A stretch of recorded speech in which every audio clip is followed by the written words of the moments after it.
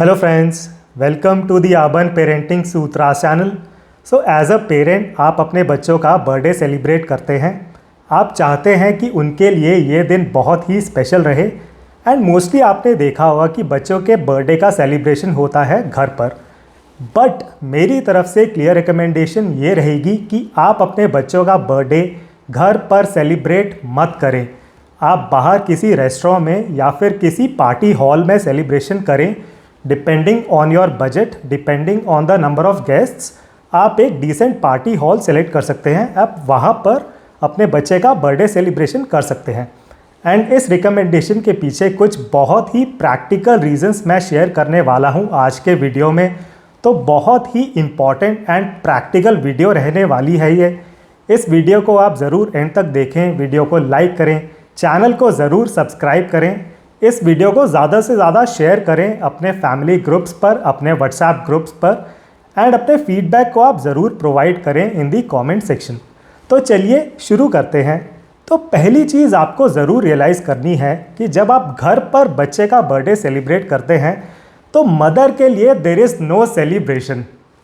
तो मदर के लिए काम बहुत ही ज़्यादा हो जाता है बर्थडे से पहले, बर्थडे के दौरान एंड इवन बर्थडे के बाद भी। तो मदर्स को तो पता रहता है कि आज तो उनका एक्सरसाइज डे है, जो बर्थडे वाला दिन है वो उनके लिए एक्सरसाइज डे रहने वाला है। उस दिन तो उनकी वार्ड लगने वाली है। तो ये रियलाइजेशन सब मदर्स को रहती है क्योंकि बहुत ज़्यादा काम रहते हैं मदर्स के लिए। गेस्ट को मैनेज करना एंड खाना मैनेज करना इज़ अ बिग टास्क। तो अगर आप 10-15 गेस्ट बुला रहे हैं, बिकॉज एटलीस्ट अगर आप गेस्ट को बुला रहे हैं, बच्चे बड़े मिलाकर 10-15 गेस्ट तो इजीली आपके होने वाले हैं। तो इन गेस्ट के लिए खाना मैनेज करना बहुत बड़ा टास्क हो जाता है फॉर दी मदर। एंड अगर मदर ये भी डिसाइड कर लेती हैं कि वो बाहर से खाना मंगवाने वाली हैं, बाहर से खाना ऑर्डर करने वाली हैं, तब भी इन गेस्ट को सर्व करने का काम बहुत ज़्यादा हो जाता है। बिकॉज हो सकता है आपने बाहर से 10 या 15 डिशेस मंगवाई हैं, तो पहले स्नैक्स आ रही हैं, फिर खाना आ रहा है, मेन कोर्स आ रहा है, डेजर्ट्स आ रहे हैं। इस तरह गेस्ट को सर्व करने का काम ही बहुत ज़्यादा हो जाता है। एंड मोस्टली केसेस में it is the mother and one made. तो ये दोनों मिलकर ही पूरा काम कर रही होती हैं। तो देखिए, मदर के लिए it is an exercise day. And on the other hand, अगर जो मदर हैं ये डिसाइड कर लेती हैं कि वो घर पर ही खाना बनाने वाली हैं, फिर तो उनके लिए it is like going to war. फिर तो उन्हें बर्थडे के बाद 3 या 4 दिन रिकवरी में लग जाते हैं। अगर वो ये डिसाइड कर लेती हैं कि वो पहले तो घर पर 10 डिशेस बनाएंगी, फिर उन डिशेस को सर्व करेंगी टू द गेस्ट, तो बहुत ही ज़्यादा काम बढ़ जाता है फॉर दी मदर। तो ये चीज़ आप ज़रूर रियलाइज़ करें। एंड अगर मदर ने ये भी डिसाइड कर लिया है कि वो घर पर कुकिंग नहीं करने वाली हैं, तब भी किसी ना किसी की तरफ से रिक्वेस्ट आ जाती हैं। तो जो बच्चे आए हैं उनकी तरफ से कुछ ना कुछ डिमांड आ जाती है कि मामी आप पास्ता बनाओ ना, या चाची, या जो बच्चा है जिसका बर्थडे है उसकी तरफ से रिक्वेस्ट आ जाती है कि मम्मी आप तो पास्ता बहुत अच्छा बनाती हो, प्लीज़ आज भी पास्ता बनाओ ना, मेरा तो पास्ता खाने का मन हो रहा है। तो जो मदर है वो सोचती हैं कि अरे मैंने तो कुछ और ही डिशेस मंगवाई हुई थी या बनाई हुई थी, अब ये कुछ और डिमांड आ गई है बच्चों की एंड अब सारे बच्चे मुझे डिमांड कर रहे हैं तो मैं मना भी नहीं कर सकती हूँ। तो फिर वो पास्ता बनाने में लग जाती हैं। एंड फिर वो उनके मन में ये रियलाइजेशन आती है कि अरे ये जो मैंने 20 डिशेस मंगवाई हैं या बनाई हैं, फिर ये वेस्ट जाने वाली हैं। अगर सारे बच्चे अब पास्ता खाने लगेंगे जो अब मैं बना रही हूँ, तो एक तो उनके लिए काम बढ़ जाता है एंड उन्हें ये भी बहुत एक कंसर्न रहता है कि जो खाना उन्होंने मंगवाया हुआ था या जो उन्होंने प्लान किया हुआ था, अब उस खाने का वो क्या करने वाली हैं, राइट। तो ये भी एक बहुत बड़ा कंसर्न रहता है।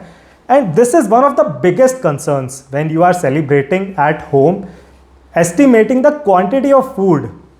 बिकॉज हो सकता है कि आपने 30 लोगों को इन्विटेशन भेजा एंड उसमें से हो सकता है 10 लोग आएंगे या 15 लोग आएंगे या 20 लोग आएंगे, you will never know. Because अगर आपने 30 लोगों को इन्वाइट किया है, ऐसा कभी नहीं होगा कि सारे लोग आ जाएंगे, लेकिन आपको ये नहीं पता है कि इनमें से अब कितने लोग आने वाले हैं। तो जो खाने की क्वांटिटी है वो आप एस्टिमेट नहीं कर पाते हैं। एंड तभी आप देखेंगे मोस्टली केसेस में जो आप खाना मंगवाते हैं या बनाते हैं घर पर, उसमें से बहुत सारा खाना बच जाता है after the birthday party. Because कम लोग आते हैं जितने आपने इनवाइट किए हैं, लेकिन क्योंकि आपने 30 लोग इनवाइट किए हैं, आप खाना तो आप उतना बना लेते हैं या मंगवा लेते हैं 30 लोगों के हिसाब से, लेकिन आधे लोग नहीं आते हैं। तो अब ये और ज़्यादा टेंशन की बात हो जाती है फॉर दी मदर। तो पहले तो टेंशन थी खाना बनाने की या खाना मंगवाने की, अब जो ये खाना बच गया है, इतना सारा खाना बच गया है, उसको मैनेज करने की टेंशन और ज़्यादा होती है फॉर दी मदर। एंड उन्हें बुरा भी लगता है कि अरे मैंने तो इतना सारा खाना इतनी मेहनत से बनाया और इसमें से बहुत सारा खाना वेस्ट होने वाला है, बहुत सारा खाना बच गया है। तो ऑन दी अदर हैंड, जब आप किसी पार्टी हॉल में या फिर रेस्टोरेंट में सेलिब्रेशन करते हैं, वहाँ पर ये सरदर्दी आपके लिए नहीं रहती है फिर। वो सरदर्दी अब रेस्टोरेंट की है कि अगर कम लोग आए तो जो खाना बच गया है, the restaurant has to manage that food, वो आपकी सरदर्दी नहीं रहती है। तो इस चीज़ को आप ज़रूर रियलाइज़ करें। आगे बढ़ते हुए एक बहुत ही सैड सिचुएशन होती है फॉर दी मदर, बिकॉज वो अपने बच्चे के साथ फिर टाइम स्पेंड नहीं कर पाती हैं on the day of the birthday. तो देखिए, बच्चे के लिए तो ये एक स्पेशल दिन है, विदाउट अ डाउट बच्चे का बर्थडे है, लेकिन जो बच्चे की मदर हैं उनके लिए भी ये एक स्पेशल डे है। बट मदर पूरे दिन बिज़ी रहती हैं गेस्ट को मैनेज करने में, गेस्ट का खाना मैनेज करने में, साफ़ सफाई मैनेज करने में या अलग अलग चीज़ें मैनेज करने में। तो जो मदर हैं वो अपने बच्चे के साथ, जिस बच्चे का बर्थडे है उनके साथ, उस बच्चे के साथ टाइम स्पेंड नहीं कर पाती हैं, एंड वो गेस्ट को मैनेज करने में ही उनका पूरा दिन निकल जाता है। This is a very very sad scenario, very very unfortunate scenario for a mother. तो आप इस चीज़ को ज़रूर रियलाइज़ करें। आप बाहर किसी पार्टी हॉल में सेलिब्रेशन करें, अगर आपको बजट इश्यूज़ हैं, आपको लग रहा है कि अगर आप बाहर सेलिब्रेट करेंगे तो आपको बहुत ज़्यादा खर्चा आने वाला है, तो आप कम गेस्ट को इनवाइट कर लें rather than going for the celebration at home. आप कम गेस्ट को इनवाइट करें, लेकिन बाहर जाकर ही सेलिब्रेट करें अपने बच्चे का बर्थडे। आगे बढ़ते हुए एक बहुत ही इंपॉर्टेंट चीज़ आपको ये रियलाइज़ करनी है कि जो गेस्ट आप इनवाइट करते हैं, तो कुछ आप बच्चे इनवाइट करते हैं, कुछ आप बड़े भी इनवाइट करते हैं, तो वो आपके घर को बहुत जज करते हैं। बिकॉज लोगों की एक्सपेक्टेशंस बहुत ज़्यादा बढ़ जाती हैं दूसरों के घरों से जब वो जाते हैं एज अ गेस्ट। तो जब लोग आते हैं एज अ गेस्ट, वो चाहते हैं कि जिस घर में वो जा रहे हैं, जहाँ पर पार्टी हो रही है, जहाँ पर सेलिब्रेशन हो रही है, वो घर एकदम परफेक्ट होना चाहिए इन एवरी सेंस। तो आपको किसी ना किसी गेस्ट की तरफ से इस तरह की कमेंट या कंप्लेंट ज़रूर मिलेगी कि अरे आपके घर में तो ये चीज़ मिसिंग थी, ये चीज़ नहीं थी। तो हो सकता है ये जो गेस्ट हैं, जनरली तो अगर उनके हाथ गीले होते हैं तो अपने रुमाल से हाथ को पोंछ लेते हैं, बट इस दिन वो ऐसा नहीं करेंगे। इस दिन वो कहेंगे नहीं, हमें तो नैपकिन चाहिए, हमारे हाथ गीले हैं, हम तो नैपकिन से ही अपने हाथ पोंछने वाले हैं। So just giving one example. इसी तरह जो गेस्ट आप इनवाइट करते हैं वो बहुत ज़्यादा पर्टिकुलर रहते हैं कि अच्छा अब तो हम पार्टी करने के लिए आए हैं इस घर में, अब हमें सब कुछ परफेक्ट मिलना चाहिए। And definitely as a parent, आपके बच्चे का तो बर्थडे है उस दिन, तो आप बहुत चीज़ों में बिज़ी रहेंगे, एंड हो सकता है उस दिन आप अपने घर को एक परफेक्ट तरह से मैनेज ना कर पाएँ। तो ये चीज़ आप ज़रूर रियलाइज़ करें कि जो गेस्ट आप बुलाते हैं वो आपके घर को बहुत ज़्यादा जज करते हैं।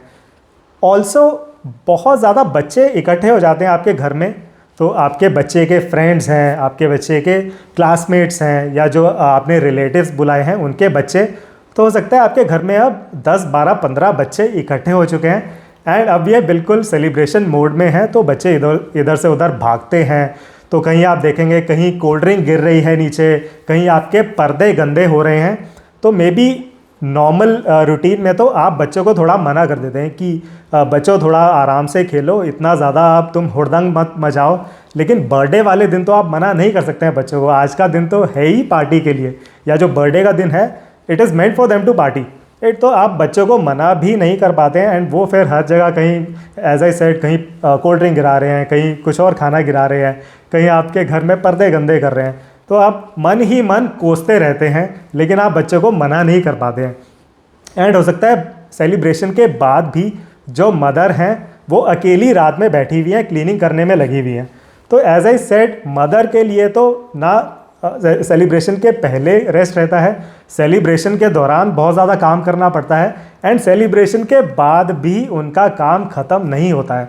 एंड हो सकता है जब तक पार्टी ख़त्म हुई है शाम में, तो जो मेड हैं, जो दिन में तो कुछ हेल्प कर पा रही थी टू द मदर, अब वो मेड भी अपने घर जा चुकी है। तो रात में जो मदर हैं वो अकेली साफ़ सफाई कर रही होती हैं। तो again which is not an ideal scenario for you as a parent, as a mother. तो डेफिनेटली आप इतनी ज़्यादा टेंशन मत लें। एंड आपको ये भी रियलाइज़ करना है, जब आप ये सोचते हैं कि आप घर पर ही सेलिब्रेशन करने वाले हैं, तो आपके दिमाग में एक कांस्टेंट टेंशन रहती है। 15 दिन पहले या 1 महीना पहले से आपके दिमाग में बहुत टेंशन रहती है कि किस तरह आप हर चीज़ को मैनेज करेंगे, किस तरह खाना मैनेज करेंगे, किस तरह गेस्ट को मैनेज करेंगे, केक कहाँ से मंगवाना है, डेकोरेशन कब करनी है। तो आप कॉन्स्टेंटली एक टेंशन में रहते हैं, आपके दिमाग में एक तरह की टेंशन रहती है बहुत दिनों पहले।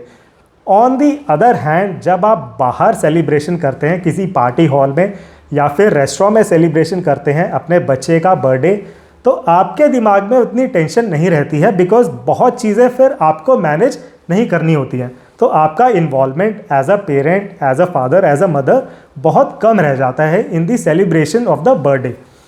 बिकॉज आपको रियलाइज़ करना है कि जब आप बाहर सेलिब्रेट कर रहे हैं बच्चे का बर्थडे, तब आपको साफ़ सफाई की टेंशन नहीं होती है। तब वहाँ पार्टी हॉल में तो आप कोल्ड ड्रिंक क्या, चाहे आप शैम्पेन उड़ाइए, it is not your concern. And वहाँ जो रेस्टोरेंट या पार्टी हॉल हैं उनके पास पूरे रिसोर्सेज होते हैं कि जो भी यहाँ पर गंदगी होने वाली है वो लोग तो 1 मिनट में पूरा साफ़ सफाई कर देते हैं।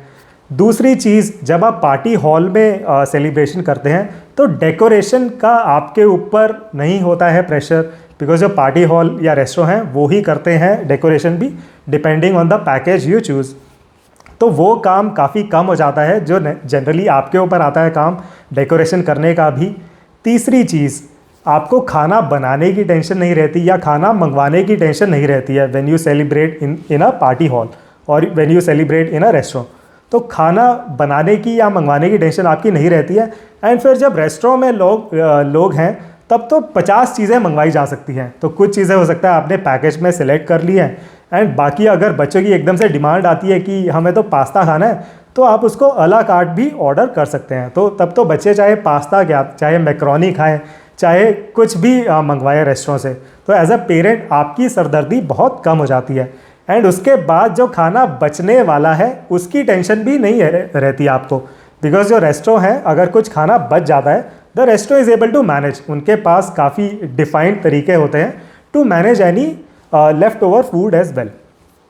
तो इन चीज़ों को आप ज़रूर रियलाइज़ करें एज अ पेरेंट। एंड अगली बार जब भी आप अपने बच्चे की बर्थडे पार्टी ऑर्गेनाइज़ करने वाले हैं, आप घर पर बिल्कुल भी ऑर्गेनाइज़ मत करें, आप कहीं बाहर रेस्टोरेंट में या पार्टी हॉल में ही ऑर्गेनाइज़ करें। एंड इस रिकमेंडेशन के पीछे कुछ बहुत ही प्रैक्टिकल रीज़न शेयर किए मैंने आज के वीडियो में। आई होप आपको इस वीडियो का कंटेंट पसंद आया होगा।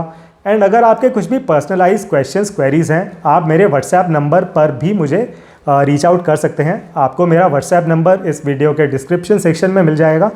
So I hope you like the content in this video. Do like it and do subscribe to the channel. Thank you very much for watching this video. See you in the next one.